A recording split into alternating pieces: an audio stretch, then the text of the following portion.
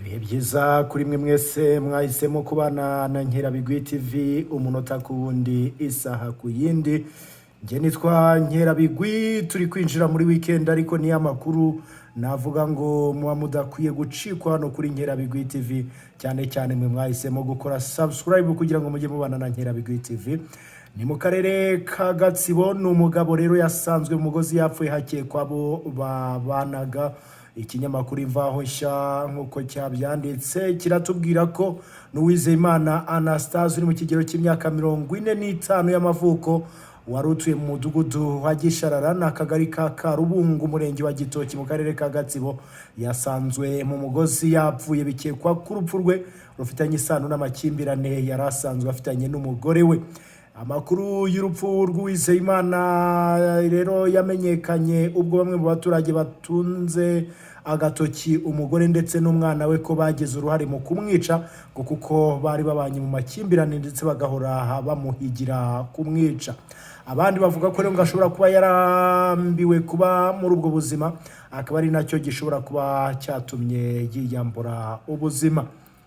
Mutungirehe Dorothea umwe mu baturanyi we yagize ati aba bantu bahoraga bashwana ndetse bakamubwira ko bazamwica.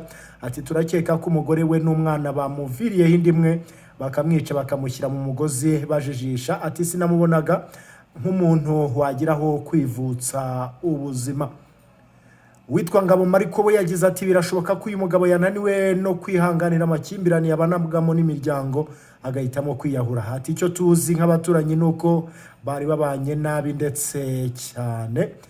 Amakuru yemejwe n'umunyamagace mu bikorwa murenge wa Gitoki yitwa Fraha Frank, yavuze ko rero ko uyu muturage yapfuye ndetse iperereza rikaba ryatangiye kugira ngo hamenyekane icyamwishe.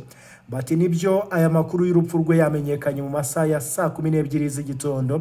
Ati birakekwa ko yiharuye kuko yasanzwe mu mugozi yemanitse. Ati arakekwa kwiyahura, ati ariko kuko hari amakuru yatangwaga n'abaturage bakeka ko yaba yishwe n'abo umuryango we, RIB yatwaye umugore we ndetse n'umwana we kugira ngo hakorwe iperereza. Akomeza asaba abaturage rero kujya bageza ibibazo byabo ku buyobozi bukabungura inama aho kugira aho bavutsanya ubuzima cyangwa se bakabaha bakiyambura ubuzima.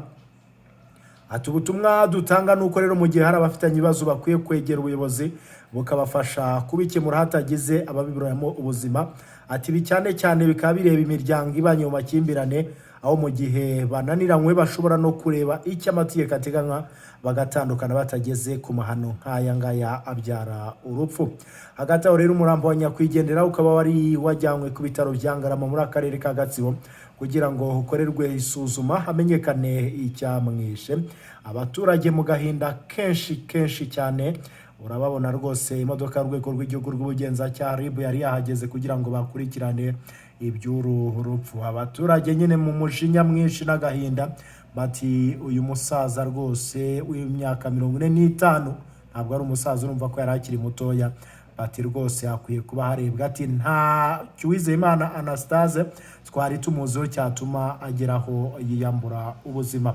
Ayo naho rero ni mu karere ka Gatsibo. Mbibutsa ko kuri Nkerabigwi TV uba ugomba gukora subscribe. Hari inkuru yindi navuga ngo nayo itari nziza, ni hariya mu karere ka Gisagara ahavugwa inkuru rero y'umugabo rwose bikekwa ko yishe umugore wahaje mu rugo iwaje kwagura imyaka. Iyo ni inkuru nayo Nkerabigwi TV gitohoza kugira ngo nayo iyagezeho iyo nkuru 5 kuri 5.